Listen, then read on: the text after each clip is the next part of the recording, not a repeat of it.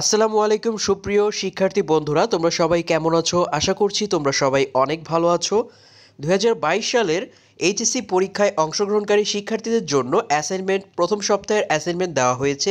আমরা আমাদের চ্যানেলে বাংলা অ্যাসাইনমেন্টের সমাধানটি অলরেডি আপলোড দিয়ে দিয়েছি এবং মানবিক বিভাগের অন্যান্য যেই বিষয়গুলো রয়েছে সেগুলোরও উত্তর আমাদের চ্যানেলে দিয়ে দেওয়া হয়েছে। তাই তোমরা যারা এখনও আমার চ্যানেলটিকে সাবস্ক্রাইব করোনি, অ্যাসাইনমেন্টের উত্তরগুলো পাওয়ার জন্য অবশ্যই সাবস্ক্রাইব করে পাশে থাকা বেল আইকনে ক্লিক করে রাখবে, যাতে পরবর্তী সপ্তাহের অ্যাসাইনমেন্টগুলো সবার প্রথমেই পেতে পারো। সো কথা না বাড়িয়ে চলো শুরু করা যাক আজকের ভিডিওটি। প্রথম সপ্তাহের যুক্তিবিদ্যা অ্যাসাইনমেন্টের উত্তর নিয়ে এই ভিডিওতে আমরা আলোচনা করব।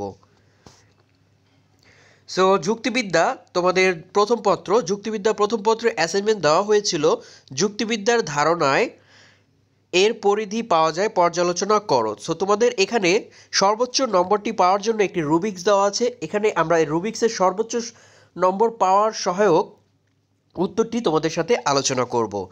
সো ভিডিওটি খুবই বড় হবে এবং অনেক বড় হবে। তোমরা সাথে সময় নিয়ে আমার এই ভিডিওটি দেখো এবং আমার এই ভিডিওটি যদি সম্পূর্ণ যা লিখেছি এই স্ক্রিনে দেখাবো সবগুলো যদি তুমি লিখে থাকো তাহলে ইনশাল্লাহ তুমি 20-এ 20 পাওয়ার যোগ্য। সো আমাদের এই ভিডিওতে আমরা যা যা নিয়ে আলোচনা করব সেগুলো হচ্ছে যা নির্দেশনা বা ধাপ দিয়ে দেওয়া হয়েছিল সেগুলো, যুক্তিবিদ্যার উৎপত্তি, যুক্তিবিদ্যার ধারণা, অ্যারিস্টটলের ধারণা দিব, জে.এস. মিলের ধারণা দিব, জোসেফের ধারণা দিব, আই.এম. কপি এর ধারণা দিব। অর্থাৎ আমরা এখানে 4 জনের ধারণা দিব, যুক্তিবিদ্যার স্বরূপ দিব এবং যুক্তিবিদ্যার পরিসর নিয়ে আলোচনা করব। সো তোমরা যারা নাম্বারে কোনো ফ্যাক্ট না শুধুমাত্র কোনো রকম করে লিখতে পারো, তাহলে তোমরা এখান থেকে শুধুমাত্র অ্যারিস্টটলের বা জে.এস. মিলের ধারণাগুলো যে কোনো একটা করেও দিতে পারো, সেক্ষেত্রে তোমরা নাম্বারটি কম পাবে। পাশে যে রুবিক্স দেখতে পাচ্ছ সেই অনুসারে তোমাদের যত নাম্বার পাওয়ার ইচ্ছা সেই অনুসারে তোমরা উত্তরগুলো ছোট বড় করে লিখতে পারো। সো আমাদের যে আমাদের এই প্রশ্নের উত্তরটি লিখবে যেভাবে আমরা লিখেছি সে 100% 20-এ 20 পাবে। সো আমরা শুরু করছি আমাদের উত্তর পর্ব। যুক্তিবিদ্যার ধারণার এর পরিধি পাওয়া যায় পর্যালোচনা করো এই প্রশ্নের উত্তরটি। তোমরা প্রথমে লিখবে তোমরা অ্যাসাইনমেন্টের শিরোনামটি লিখবে যুক্তিবিদ্যার ধারণায় এর পরিধি পাওয়া যায়, নিচে তা পর্যালোচনা করা হলো। এটা লিখে তারপরে তোমরা একটু কালার পেন ইউজ করবে। যুক্তিবিদ্যার উৎপত্তি প্রথম পয়েন্টে আমরা লিখব যুক্তিবিদ্যার বৈধ চিন্তার নিয়ম, অনুমান ও সিদ্ধান্ত গঠনের প্রক্রিয়া নিয়ে আলোচনা করা হয়। সিদ্ধান্ত গঠনের বিষয়টি প্রথম সূত্রপাত হয় জ্যামিতিক জ্ঞানের ক্ষেত্রে ভূমি পরিমাপের মাধ্যমে। প্রাচীন মিশরীয় সভ্যতা বিকাশের শুরুর দিকেই অভিজ্ঞতামূলকভাবে জ্যামিতিক সূত্র আবিষ্কৃত হয়। মিশরীয়রা এই সূত্রগুলোকে ভূমি পরিমাপের ক্ষেত্রে যেমন ব্যবহার করেছেন তেমনি সুউচ্চ পিরামিড নির্মাণের ক্ষেত্রেও প্রয়োগ করেছেন। খ্রিস্টপূর্ব 11 শতকে ব্যাবিলনীয় সভ্যতায় যুক্তিবিদ্যায় সূত্র ও প্রমাণের ব্যবহার দেখা যায়। খ্রিস্টপূর্ব 8ম ও 7ম শতাব্দীতে ব্যাবিলনীয় জ্যোতির্বিদরা গ্রহ নক্ষত্রের গতিপরিধি পর্যবেক্ষণের জন্য এক ধরনের যুক্তিবিদ্যাকে বা পদ্ধতি ব্যবহার করেছেন, যা বিজ্ঞান ও দর্শনের ক্ষেত্রে এক গুরুত্বপূর্ণ ভূমিকা পালন করে। চীনে প্রায় 1000 খ্রিস্টপূর্বাব্দে যুক্তিবিদ্যা চর্চার প্রমাণ পাওয়া যায়। কনফুসিয়াসের সমসাময়িক মহিষ্ট সম্প্রদায়ের প্রতিষ্ঠাতা মোজি, যিনি মাস্টার মোহ নামে পরিচিত, তার আইন সম্পর্কিত গ্রন্থে বৈধ অনুমান ও সিদ্ধান্ত প্রতিপাদনের শর্তাবলী নিয়ে, এখানে এটা শতাবলী হবে না শর্তাবলী নিয়ে আলোচনা করেছেন। এছাড়াও মোহবাদী সম্প্রদায়ের বাইরে যুক্তিবাদী পণ্ডিতদের একটি দল আকারগত যুক্তিবিদ্যা নিয়ে বিস্তারিত আলোচনা করেছেন। প্রাচীন ভারতে বাইরের কোনো প্রভাব ছাড়াই স্বাধীনভাবে আকারগত যুক্তিবিদ্যা বিকাশ লাভ করে। ভারতীয় দর্শনের প্রতিটি সম্প্রদায়ের আলোচনার মূল কৌশল হল যুক্তি, বিচার, বিশ্লেষণ ও মননশীলতা। ভারতীয় দর্শনে ন্যায় ও বৈশেষিক সম্প্রদায় সরাসরি যুক্তিবিদ্যা নিয়ে আলোচনা করেছে। খ্রিস্টীয় 2য় শতকে অক্ষপাদ গৌতম রচিত ন্যায়সূত্র হল ভারতীয় যুক্তিবিদ্যার একটি প্রামাণ্য গ্রন্থ। ন্যায় দর্শনে 5টি যুক্তি বাক্য সম্বলিত ন্যায় যুক্তির অবতারণা করা হয়, যা ভারতীয় পঞ্চাবয়বী ন্যায় বলে পরিচিত। বৌদ্ধ দর্শনের মাধ্যমিক সম্প্রদায়ের প্রতিষ্ঠাতা নাগার্জুন মূল মাধ্যমিক কারিকা নামক একটি যুক্তিবিদ্যার বই রচনা করেন। এই গ্রন্থে নাগার্জুন চতুষ্কোটি নামক একটি যুক্তি পদ্ধতির ব্যবহার করেন। দিং-নাগ আকারগত সহানুমানের বিকাশ ঘটান। দিং-নাগের উত্তরসূরি ধর্মকীর্তি ব্যাপ্তি নামক এক ধরনের যুক্তি পদ্ধতির প্রচলন করেন। চতুর্দশ থেকে সপ্তদশ শতক পর্যন্ত পর্ব ভারত ও বাংলায় নব্য ন্যায় নামক একটি সম্প্রদায় বিকাশ লাভ করে, যা অনুমানের আকারগত বিশ্লেষণ করেছেন। পাশ্চাত্য যুক্তিবিদ্যায় প্রাচীন গ্রিক দার্শনিক অ্যারিস্টটলকে যুক্তিবিদ্যার জনক বলা হয়। যুক্তিবিদ্যার ধারণা নিয়ে এবার আমরা আলোচনা করব। মানব জ্ঞানের প্রাচীনতম শাখাগুলোর একটি হলো যুক্তিবিদ্যা। পদ্ধতিগতভাবে অ্যারিস্টটল থেকে যাত্রা শুরু করে গাণিতিক যুক্তিবিদ্যা ও অতি সাম্প্রতিক কালের কম্পিউটার লজিক পর্যন্ত এর পরিসর বিস্তৃত। যুক্তিবিদ্যা প্রতিটি বিষয়কে নির্ভুল, পদ্ধতিগত ও বাস্তবসম্মত হতে সহায়তা করে। যুক্তিবিদ্যার ইংরেজি প্রতিশব্দ লজিক শব্দটি উদ্ভূত হয়েছে গ্রিক শব্দ লগোস থেকে। লগোস অর্থ হলো চিন্তা বা শব্দ বা ভাষা, তাই উৎপত্তিগতভাবে যুক্তিবিদ্যাকে ভাষায় প্রকাশিত চিন্তার আলোচনায় বলা হয়। আক্ষরিক অর্থে বাংলায় যুক্তিবিদ্যা বলতে আমরা বুঝি যুক্তির বিদ্যা বা যুক্তি সম্পর্কীয় বিজ্ঞান, অর্থাৎ যে বিষয় পড়াশোনা করলে যুক্তি ও যুক্তির নিয়ম সম্পর্কে জ্ঞান অর্জন করা যায় তাই হচ্ছে যুক্তিবিদ্যা। বোঝার সুবিধার্থে নিচে যুক্তিবিদ্যার কয়েকটি অর্থ দেওয়া হলো। যুক্তিবিদ্যা হলো যথাযথ চিন্তা বা যুক্তি প্রক্রিয়ার একটি সুনির্দিষ্ট পদ্ধতি। যুক্তিবিদ্যা হলো উপস্থাপনের নীতি ও পদ্ধতি যা কোনো জ্ঞান শাখা বা অধ্যয়ন বিষয়ে প্রয়োগ হয়। যুক্তিবিদ্যা এমন একটি বিজ্ঞান যেখানে সঠিক ও নির্ভরযোগ্য অনুমানের নিয়ম ব্যবহার করা হয়। যুক্তিবিদ্যা হলো ভাষাগত প্রকাশ ও ক্রিয়ার ক্ষেত্রে যুক্তিবিন্যাস বা শুদ্ধ যুক্তি সম্পর্কিত আলোচনা। যুক্তিবিদ্যা হলো এমন কতগুলো পন্থা ও নিয়ম যা একটি নির্দিষ্ট পরিস্থিতিতে বা অধ্যয়ন বিষয়ে সঠিক যুক্তি প্রদানের পথে পরিচালিত হয়। যুক্তিবিদ্যা হলো সুনির্দিষ্ট আকারগত পদ্ধতি যেখানে অনুমানের মৌলিক নিয়ম ও সূত্রের স্বরূপ নির্ধারণ করা হয়। যুক্তিবিদ্যা হলো বৈধ অনুমান ও সিদ্ধান্ত গঠনের মানদণ্ড সম্পর্কিত আলোচনা। অ্যারিস্টটলের ধারণা, এটা তোমরা একটু কালার পেন ইউজ করবে এবং একটি আন্ডারলাইন দিয়ে দেবে।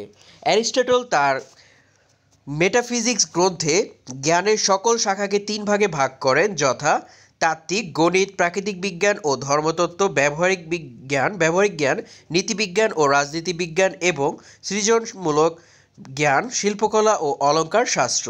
তাহলে স্বাভাবিকভাবে প্রশ্ন ওঠে, এই জ্ঞান শাখাগুলোর মধ্যে যুক্তিবিদ্যার স্থান কোথায়? অ্যারিস্টটল জ্ঞান শাখা হিসেবে যুক্তিবিদ্যাকে কোনো শ্রেণীতেই অন্তর্ভুক্ত করতে চাননি, কারণ যুক্তিবিদ্যাকে তিনি কোনো সীমিত জ্ঞান মনে করেননি।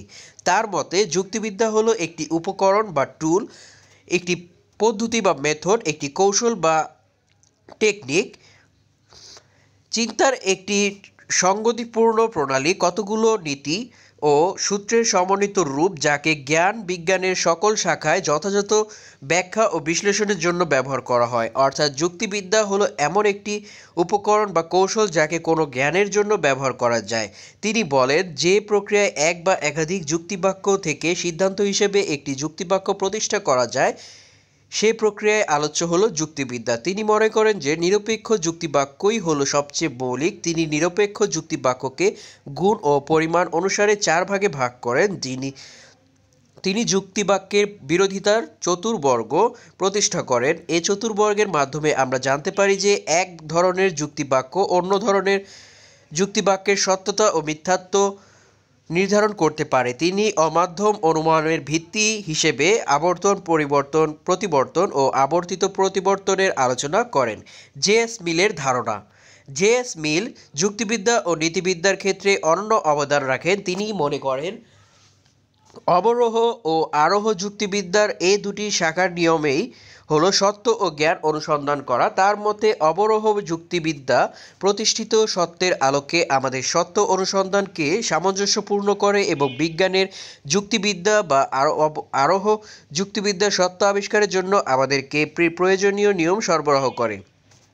মিল তার এ সিস্টেম অফ লজিক গ্রন্থে যুক্তিবিদ্যার সংজ্ঞায় বলেন, যুক্তিবিদ্যা হলো আমাদের জ্ঞানগত প্রক্রিয়া পরিচালনার জন্য এমন বিজ্ঞান যা বিচার প্রমাণের মাধ্যমে জ্ঞাত সত্য থেকে অজ্ঞাত সত্যে উপনীত হওয়ার জন্য প্রয়োজনীয় বুদ্ধিগত কাজ ও বৌদ্ধিক ক্রিয়ার মানসিক প্রক্রিয়াসমূহ সম্পর্কে আলোচনা করে। মিল কেবল যুক্তিবিদ্যার স্বরূপ নির্ধারণের চেষ্টা করেননি, তিনি যুক্তিবিদ্যাকে বিজ্ঞান ও সামাজিক বিজ্ঞানের ক্ষেত্রে প্রয়োগ করার উপর গুরুত্বারোপ করেন। মিল বলেন, অনেক যুক্তিবিদ অবরোহ অনুমানকে মৌলিক প্রক্রিয়া বলে মনে করেন, কিন্তু অবরোহ আমাদেরকে নতুন জ্ঞানের সন্ধান দিতে পারে না। তিনি আরোহ যুক্তিবিদ্যার মৌলিক প্রক্রিয়া বলে মনে করেন। তার মতে যে কোনো বৈজ্ঞানিক অনুসন্ধানেই শুরুতে আরোহ সম্পর্কে ব্যাপক পড়াশোনা করা প্রয়োজন। এবার জোসেফ এর ধারণা। ব্রিটিশ অধ্যাপক হোরেস উইলিয়াম বিন্ডলে জোসেফ তার অ্যান ইন্ট্রোডাকশন টু লজিক বইয়ে যুক্তিবিদ্যার স্বরূপ নির্ধারণ করার চেষ্টা করেন। তিনি তার বইয়ে on the general character of the inquiry নামক অধ্যায়ে যুক্তিবিদ্যাকে একটি বিজ্ঞান হিসেবে উপস্থাপন করেন। জোসেফ মনে করেন যে যুক্তিবিদ্যা বিজ্ঞান হিসেবে নিজস্ব আলোচ্য বিষয়ের মূলনীতি ব্যাখ্যা করে, যেমন যুক্তিবিদ্যার সংজ্ঞার নিয়ম, যৌক্তিক বিভাজনের মূলনীতি, অনুমানের নিয়মাবলী নিয়ে আলোচনা করে। যুক্তিবিদ্যার বিষয়বস্তু হলো চিন্তা, এ চিন্তা হলো যুক্তিবিদ্যার চিন্তা। যেসব বিষয় নিয়ে চিন্তা করি তার নিয়ম নিয়ে আলোচনা করা যুক্তিবিদ্যার কাজ। জোসেফের মতে যুক্তিবিদ্যা এমন একটি বিজ্ঞান যা চিন্তার সাধারণ আকারের সাথে সম্পর্কিত। তিনি বলেন, যুক্তিবিদ্যা হলো চিন্তা বিষয়ক বিজ্ঞান বা অধ্যয়ন। Logic is the science or the study of thought. Joseph মনে করেন যে যুক্তিবিদ্যাকে যদি কলাবিদ্যা হতে হয় তবে অবশ্যই প্রথমে বিজ্ঞান হতে হবে। আই এম কপি এর ধারণা। আমেরিকান অধ্যাপক আরভিং মার্মার কপি 18 জুলাই 1917 থেকে 19 আগস্ট 2002 সাল যুক্তিবিদ্যার মূল কাজকে বিবেচনায় নিয়ে যুক্তিবিদ্যা সম্পর্কে আলোচনা করেন। কপি মনে করেন যে জীবনের প্রতিটি ক্ষেত্রে যুক্তিবিদ্যা ব্যবহার করা যায়। যুক্তিবিদ্যার পাঠ আমাদের শুদ্ধ যুক্তি থেকে অশুদ্ধ যুক্তি পার্থক্য সহায়তা করে, জ্ঞান অনুসন্ধানকে এগিয়ে নিয়ে যায় এবং আমাদের আগ্রহের যে কোনো বিষয় বুঝতে সাহায্য করে। যুক্তিবিদ্যা আমাদের বুদ্ধিগত যোগ্যতাকে প্রসারিত করে এবং বাস্তব করে তোলে। যুক্তিবিদ্যা সকল ক্ষেত্রে গ্রহণযোগ্য ও শুদ্ধ যুক্তি গঠনে সাহায্য করে। যুক্তিবিদ্যার স্বরূপ, আমাদের তৃতীয় পয়েন্টে আমরা চলে এসেছি। যুক্তিবিদ্যার স্বরূপ ও প্রকৃতি আলোচনা করতে গিয়ে দেখা যায় যে যুক্তিবিদ্যা যেমন জ্ঞানের কিছু বৈশিষ্ট্য ধারণ করে, তেমনি কলাবিদ্যার মতো এর রয়েছে কিছু ব্যবহারিক তাৎপর্য। আবার যুক্তিবিদদের মধ্যেও রয়েছে এ ব্যাপারে মতবিরোধ। সেজন্যই যুক্তিবিদ্যা বিজ্ঞান না কলা ও বিজ্ঞান উভয়ই এই বিষয়টি অন্তত গুরুত্বপূর্ণ সহকারে আমাদের আলোচনা করা প্রয়োজন। বিজ্ঞান হিসেবে যুক্তিবিদ্যা। বিজ্ঞানকে অনেকভাবেই শ্রেণীকরণ করা যায়, যেমন বস্তুগত বিজ্ঞান যা বজ্রসত্তার প্রকৃতি নিয়ে আলোচনা করে এবং আকারগত বিজ্ঞান যা বিষয় বা বস্তু নিয়ে আলোচনা করে। বিষয়বস্তু আলোচনা করার পদ্ধতির ভিত্তিতে বিজ্ঞান আবার দুই প্রকার, যথা বিষয়নিষ্ঠ বিজ্ঞান ও আদর্শনিষ্ঠ বিজ্ঞান। যে বিজ্ঞান বস্তুর উৎপত্তি, স্বরূপ, বিকাশ এবং যথার্থ প্রকৃতির বর্ণনা দেয় তাকে বিষয়নিষ্ঠ বিজ্ঞান বলে। যেমন প্রাণিবিদ্যা প্রাণীর উৎপত্তি, প্রকৃতি, আচরণ, বিকাশ ইত্যাদি যথাযথ ব্যাখ্যা ও বর্ণনা দেওয়ার চেষ্টা করে। অন্যদিকে যে বিজ্ঞান কোনো আদর্শকে মানদণ্ড হিসেবে গ্রহণ করে, কোনো বিষয়ের মূল বিচার করে, তাকে আদর্শনিষ্ঠ বিজ্ঞান বলে। যেমন নীতিবিদ্যার আদর্শ হলো উত্তম বা ভালো। অন্যভাবে আবার বিজ্ঞানকে দুই ভাগে ভাগ করা যায়, যথা বর্ণধর্মী বিজ্ঞান ও ব্যবহারিক বিজ্ঞান।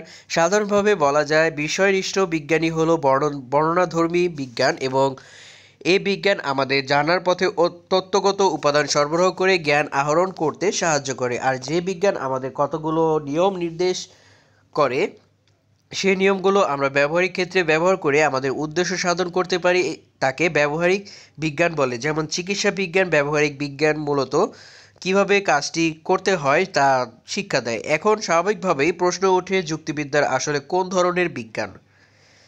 সো ভিডিওটি অনেক বড় হয়ে যাচ্ছে, তাই আমরা স্ক্রল করে দেখাচ্ছি, তোমরা স্ক্রিনশট মেরে বা ভিডিওটি পজ করে তোমরা একটু কষ্ট করে দেখে নাও।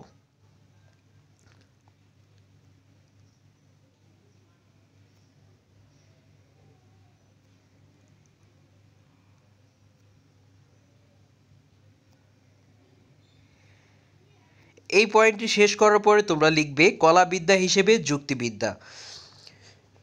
যুক্তিবিদ অলরিচ মনে করেন যে যুক্তিবিদ্যা কেবল কলাবিদ্যা হিসেবে যুক্তিবিদ্যার কয়েকটি বৈশিষ্ট্য নিয়ে তুলে ধরা হলো। যুক্তিবিদ্যা তার নিজস্ব বিষয়বস্তু সম্পর্কে অত্যন্ত যত্নশীল এবং সঠিক চিন্তনের দাবি রাখে এবং অন্য বিষয় পাঠে অনুরূপ যত্নশীল অভ্যাস গড়ে তুলতে আমাদেরকে সহায়তা করে।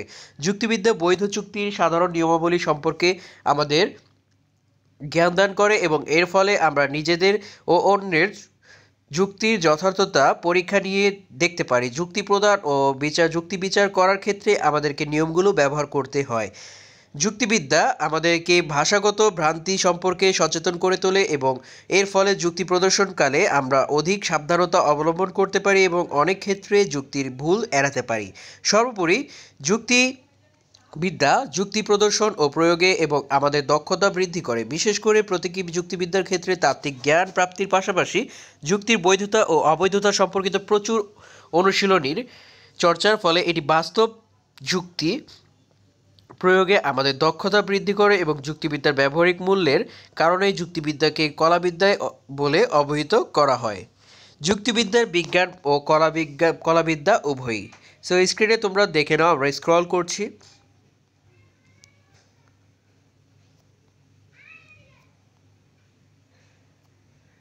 আশা করছি লেখাটি তোমরা দেখতে পাবে। তারপরে 4 নম্বর পয়েন্ট হচ্ছে যুক্তিবিদ্যার পরিসর। তোমরা একটা স্ক্রিনশট মেরে নাও।